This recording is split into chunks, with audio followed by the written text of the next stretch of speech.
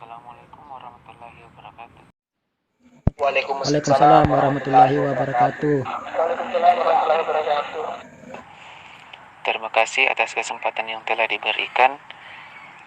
Langsung saja, perkenalkan kami dari kelompok 6 yang beranggotakan saya sendiri Muhammad Alif Al-Faridzi dengan NIM 183134-2007 dan teman kelompok saya Muhammad Arham dengan NIM 183134-2001. Kali ini kami akan mempresentasikan PowerPoint kami mengenai penataan dan penyimpanan sarana prasarana. Dan untuk mengefisienkan waktu, langsung saja kami mempersilakan kepada teman-teman sekalian untuk membaca materi kami, di mana kami telah membagikan materi kami ke dalam grup WhatsApp. Dan kami harap mengajukan pertanyaan, dan pertanyaan tersebut kami batasi sebanyak 3 pertanyaan. Dan kami persilakan kepada teman-teman sekalian jika ingin mengajukan pertanyaannya agar menyebutkan nama, NIM, serta menulis pertanyaannya ke dalam kolom komentarnya. Kepada teman-teman sekalian, saya persilakan untuk membaca materi kami dan juga mengajukan pertanyaan. Kami persilakan kepada saudara Ahmad Abian Aufa jika ingin mengajukan pertanyaannya.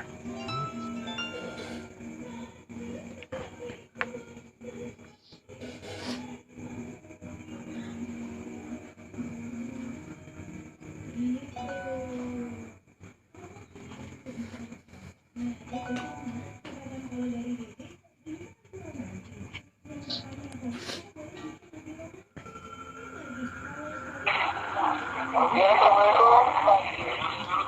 Alif. Pertanyaan saya sudah saya kirim di Facebook. Baik, terima kasih atas pertanyaannya. Pertanyaan dari saudara Ahmad Abian Aufa untuk sementara kami tampung. Dan kami akan menunggu pertanyaan. Sementara untuk menjawab pertanyaan dari Ahmad Abian Aufa, kami menunggu.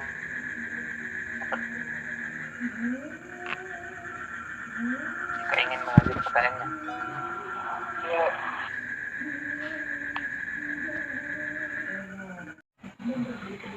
Saya. Silakan dari SIAD.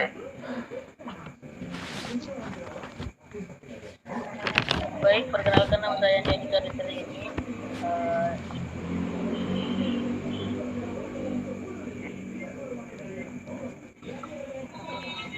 Sorry. Terdengar ini suaraku, saudara? Kayaknya ini jadi ngangkut. Tutup sedikit. Bagus, Ji? Iya, bagus. Oh, iya. Baik. Terima kasih sebelumnya. Perkenalkan nama saya Denisa Tetrini, NIM 183134, perwakilan dari kelompok 5 ingin bertanya berdasar dari materi kelompoknya ya, penataan sarana dan prasarana. Di sini kan ada 4 bagian: penataan barang bergerak, penataan barang tidak bergerak, penataan barang bergerak habis pakai, dan penataan barang bergerak tidak habis pakai.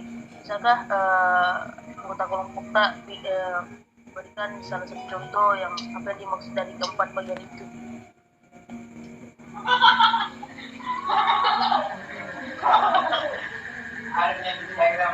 Sekian dari saya kembalikan kepada penjelasan.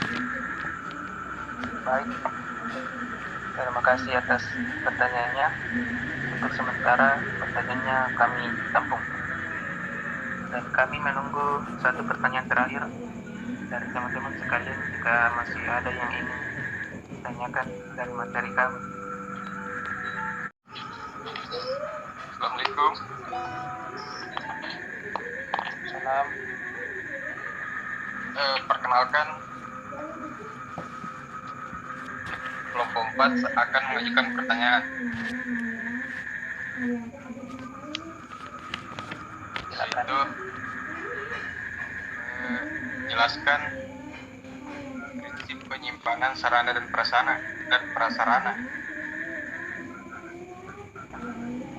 prinsip penyimpanan sarana dan prasarana.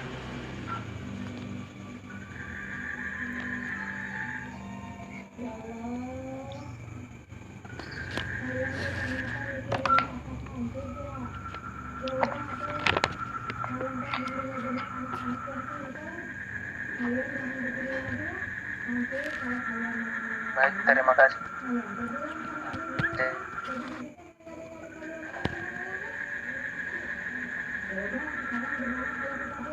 Bisa ditulis ke dalam kolom komentar pertanyaannya.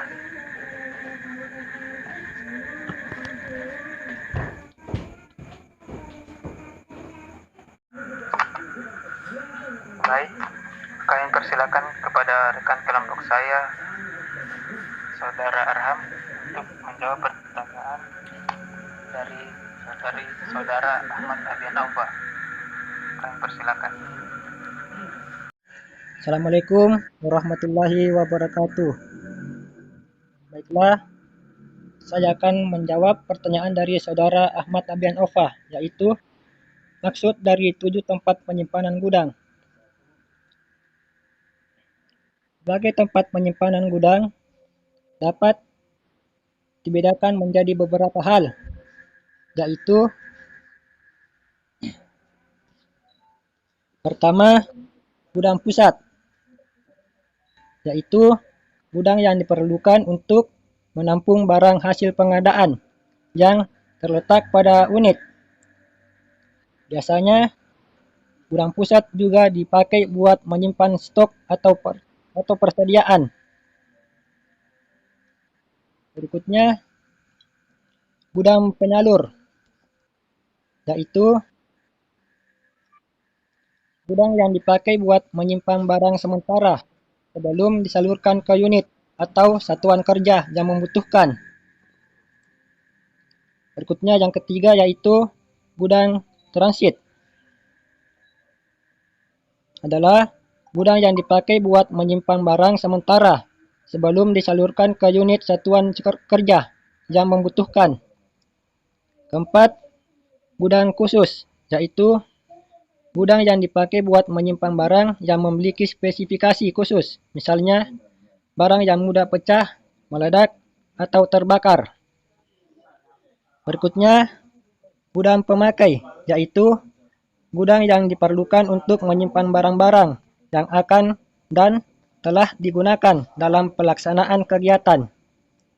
Yang keenam, gudang terbuka, yaitu gudang yang tidak berdinding atau tidak beratap, namun berlantai dan harus dikeraskan sesuai dengan berat barang-barang yang akan disimpan.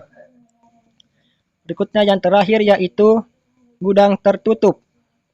Adalah gudang yang berdinding dan beratap yang konstruksinya disesuaikan dengan fungsi gudang itu.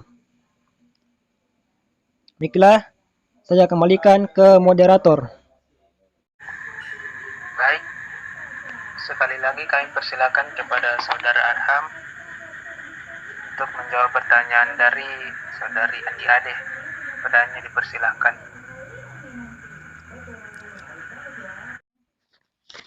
Baiklah, saya akan menjawab pertanyaan dari Saudari Andi Anissa Tenrieni, yaitu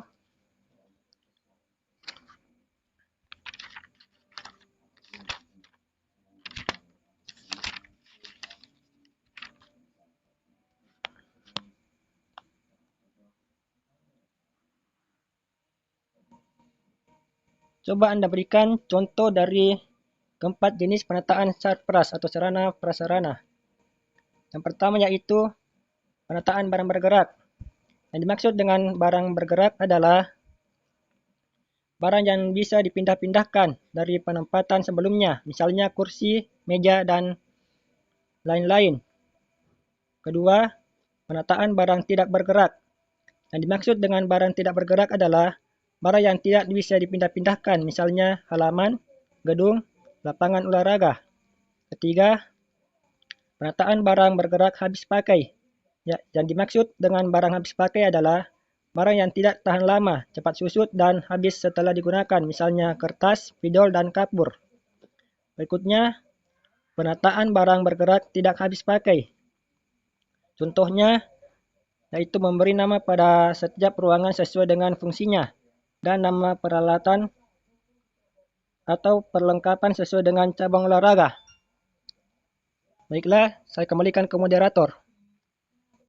Baik, saya akan menjawab pertanyaan dari Saudara Fitratullah, yaitu jelaskan prinsip-prinsip sarana dan prasarana pendidikan sekolah. Yang pertama yaitu prinsip pencapaian tujuan, yaitu bahwa sarana dan prasarana pendidikan di sekolah wajib selalu dalam kondisi siap digunakan bila mana akan didaya gunakan oleh personel sekolah dalam rangka pencapaian tujuan proses belajar mengajar. Yang kedua yaitu prinsip efisiensi, yaitu bahwa pengadaan sarana dan prasarana pendidikan di sekolah harus dilakukan melalui perencanaan yang seksama sehingga dapat diadakan sarana dan prasarana pendidikan yang baik dengan harga yang murah, dan pemakaiannya pun harus berhati-hati sehingga mengurangi pemborosan. Yang ketiga yaitu prinsip administratif, yaitu bahwa manajemen sarana dan prasarana pendidikan di sekolah harus selalu memperhatikan undang-undang, peraturan, instruksi, dan petunjuk teknis yang diberlakukan oleh yang berwenang. Dan yang keempat, prinsip kejelasan tanggung jawab, yaitu bahwa manajemen sarana dan prasarana pendidikan di sekolah harus dilegalisirkan kepada personal sekolah yang bisa bertanggung jawab. Jika melibatkan banyak personal sekolah dalam manajemennya, maka perlu adanya deskripsi tugas dan tanggung jawab yang jelas untuk setiap personal sekolah.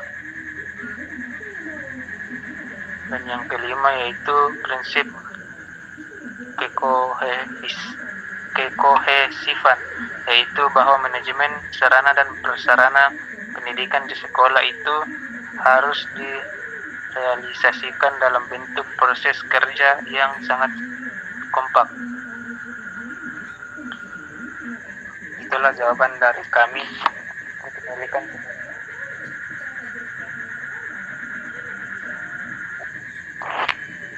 menerimanya atau masih ingin mengajukan sanggahan atau tanggapan mengenai jawaban dari kami. Kami persilakan.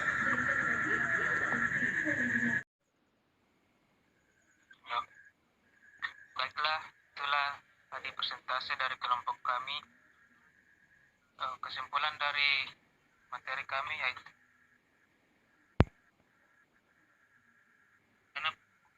akan merupakan seluruh yang belajar, baik yang bergerak maupun tidak bergerak, supaya pencapaian tujuan pendidikan berjalan dengan lancar, teratur, efektif, dan efisien.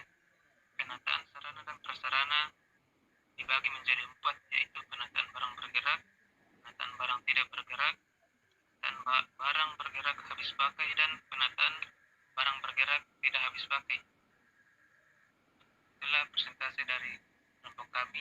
Mohon maaf jika ada kesalahan. Saya bisa bilhaq.